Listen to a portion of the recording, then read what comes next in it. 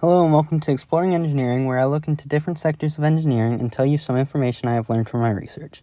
In my last video, I talked about mechanical engineering, but in this video, I will be focusing on chemical engineering. We're going to start with an overview.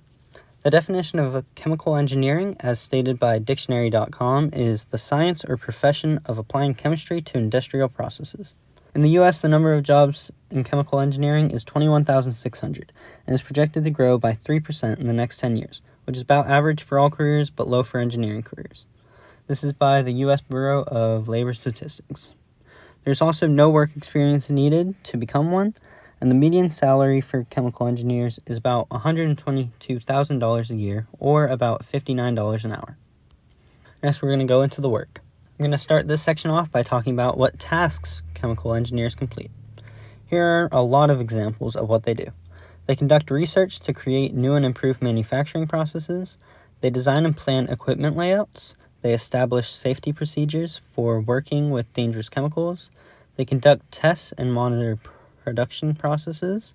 They troubleshoot problems in manufacturing processes.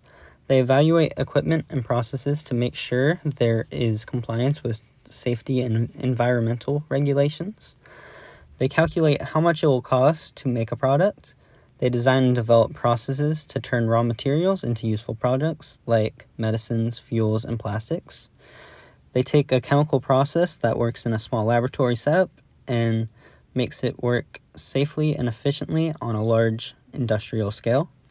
They understand reaction kinetics, and they work with separation and purification processes like distillation and filtration.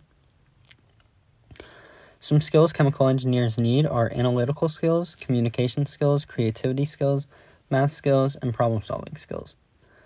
Now I'm going to talk about some more relevant information for chemical engineering jobs.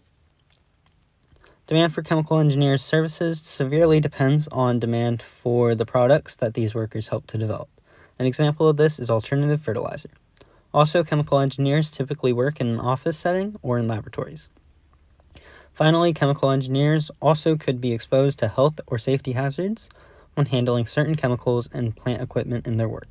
Because of this, workers need to reduce their risk of injury or illness by following safety procedures and wearing protective equipment, such as gloves, goggles, and hard hats. Next, we're going to talk about what education you need. To go into chemical engineers typically need a bachelor's degree in chemical engineering or a related field.